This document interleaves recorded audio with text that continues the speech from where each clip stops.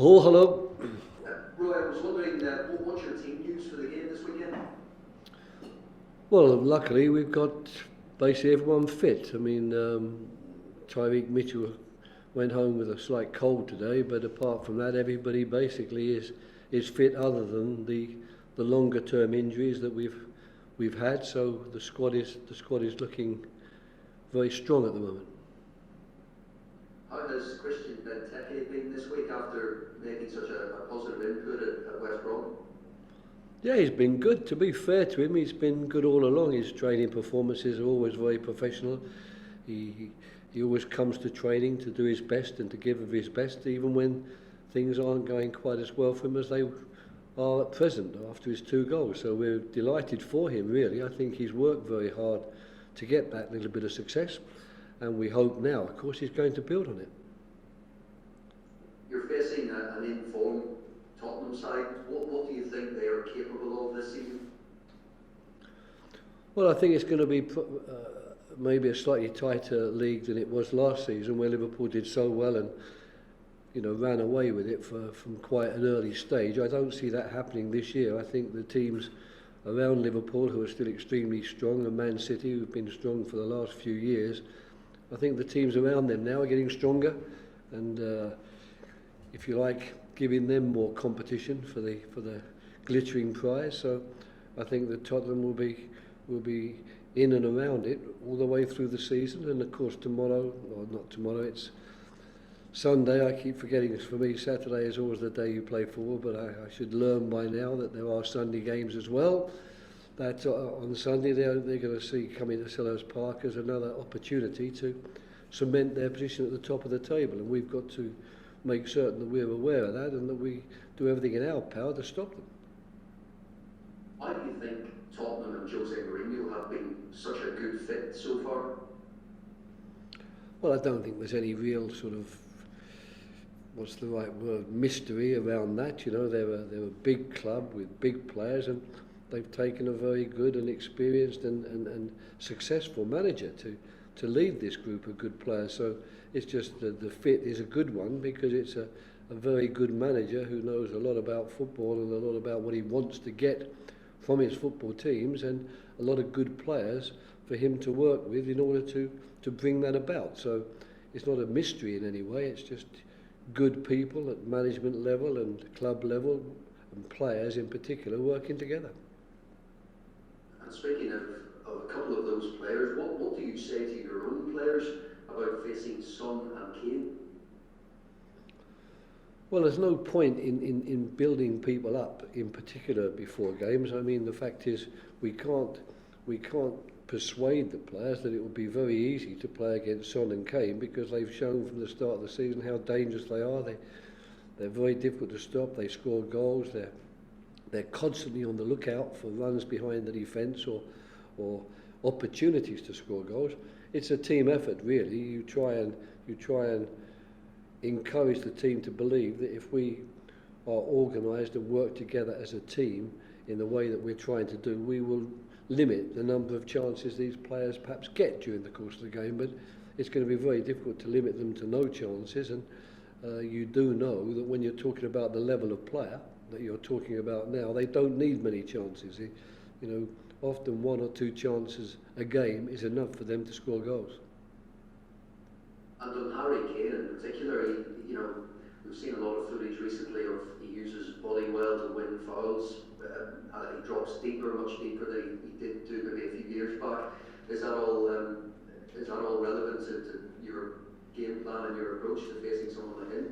Well, I mean, we've studied very carefully the games they've been playing this season, in particular the recent ones, and you're quite right. We've noted, like everybody else, that Harry sometimes doesn't just stay up as the out-and-out pivotal centre forward. He drops down into deeper positions, dragging centre backs out of position, and there he uses his awareness and his ability to pass the ball to make goals as well as score them.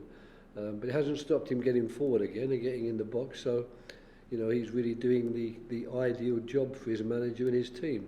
So our players will be obviously alerted to what Tottenham do, the way they're trying to play. They'll be alerted, of course, to the individual players and what danger those players bring, if you like, to the game, and we ourselves will be concentrating very hard on what we've got to do as a team in terms of the way we try to play, to make certain we don't allow them the space, the time and the opportunities that they want to get.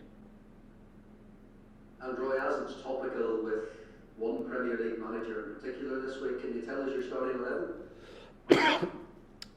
No, the players don't know the starting 11 yet. I mean, it's not that I'm that desperate to keep it quiet, because I don't think I have any major surprises up my sleeve which will cause Jose Mourinho any sleepless nights.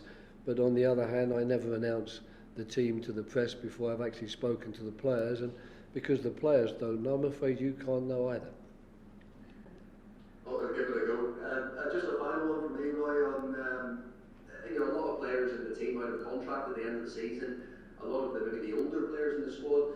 Do you see a chance over the next sort of 6 to 12 months of a bit of change coming to Crystal Palace in terms of personnel? Well, I'm not desperate for that change. I think the players that we've got here at the club, that I've been working with, many of them for quite a long period of time, I enjoy working with them, and I really appreciate what they can do, both for me as a manager and coach and for the club. So there's no desperate haste on my side to make those changes. Of course, our squad at the moment is a big one, and a lot of players playing in the same position where only one or two can play, and that means others don't get a look in. That doesn't exactly make it easy for them or for myself in terms of team selection. But the bottom line is that the players whose contracts are running out, they will have a decision to make themselves to some extent. How keen they are to stay, how keen they are maybe to seek some fresh pastures, and the club will have the decision to make whether or not these are the players that we need to keep going forward with. But I certainly am not looking to move anybody out, and the fact they're older is of no interest to me as long as they're performing on the field in the way they can. We have a lot of games coming up now. It's 6 games in December. That's a lot of games for a team like us. For teams like the Champions League ones, they're quite used to playing 6 games a month, but for us we aren't. So I think that will open up the opportunity for other players to get a look in, because I don't seriously think it's going to be possible for us to play the same 11 week in, week out, even if we wanted to. Thanks, Roy. Pleasure, thank you. Thanks, Paul. We'll go to Mark Scott, bottom of the floor. Hello, Roy. Just going back to the West Brom game, Christian Benteke, strikers need confidence. What has that done for him getting those goals? Have you noticed an extra bounce from him in training this week? Yeah, he's been very good. I'm tempted to say, of course, it would be nice if every comment upon Benteke wasn't prefaced by the fact about he's played a lot of games without scoring goals. It would be rather nice to some days that someone actually just says Benteke's doing well in scoring goals without prefacing it with he hasn't done it in the last couple of seasons.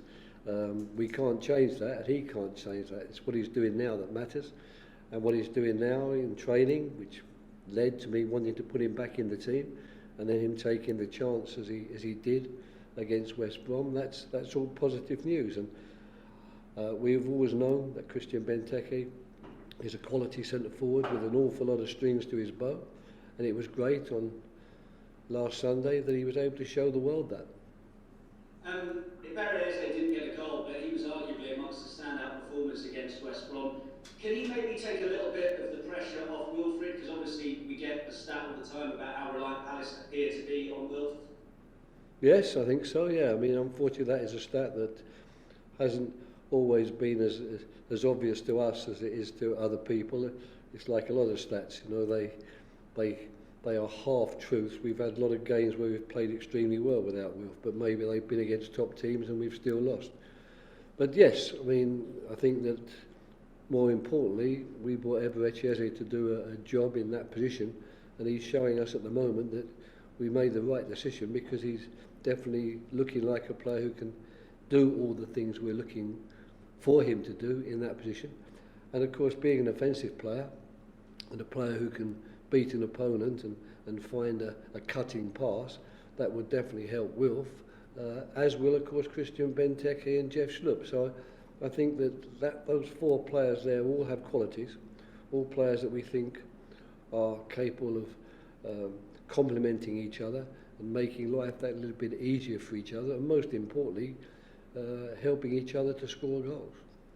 Looking at the Spurs game, Roy, is this one that you can sort of relish going into rather than maybe sort of being a bit worried about the outcome, especially given the confidence from the West Brom win?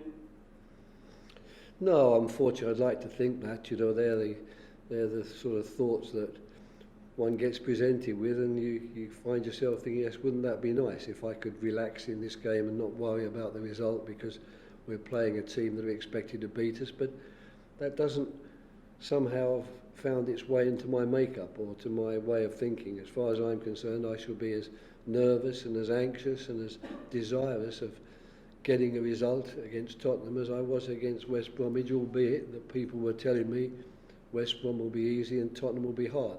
West Brom wasn't easy, that's for sure, even against 10 men, and we know for certain Tottenham's not going to be that way, so let's prepare for it, let's work hard for it. But I'm sorry to say I shall be just as disappointed if we lose that game as I would have been if we'd have lost to anybody else. Jose said that Tottenham are just a small pony in the title race. Do you see them as serious contenders though? Well, at the moment, after only 11 games, you've got to see a lot of teams as serious contenders because a lot of football to be played, and all those teams that have started well and have good players, a good team organisation, they've all, I'm sure, got to fancy their chances. That if a bit of luck comes our way and if we get the momentum that sometimes you do get by putting a string of games or string of victories together, this could be our season. So I realise what he's saying. If I was in his position, I still probably would also pointing to Liverpool and Man City as, two very strong nuts to crack in the Christmas Bowl, and Chelsea also this year are doing very well. So there's lots of teams, sticking their nose in at the moment, and I can fully understand why managers are trying to avoid trying to make any bold statements like this is going to be our year. So I certainly don't wish to add any pressure myself to anybody. I shall say the same about any team that I'm asked. When asked, they got a chance of winning the league, I'll say of course they've got a chance, and I'm sure they'll do their best to do it. And just finally from me, Roy, fans obviously back at Selhurst Park, how much are you and the players looking forward to having them there? And also, has there been any chat on the training ground this week about them being back on Sunday? Well, there may have been. I mean, to be fair, I haven't initiated any chat to that effect. I'm sure we will mention it when we have our team meetings tomorrow. But yeah, we're all excited about it. We're all very happy that it's happened. We're all anxious that it will continue and that we're not going to find ourselves placed in another tier. That's something which concerns us, because having worked so hard to get the fans back, we'd like to have them back with us for a period of time now, and we'd like to have enough games that enough fans can get to Selhurst Park, because of course it has to be done on a rota basis.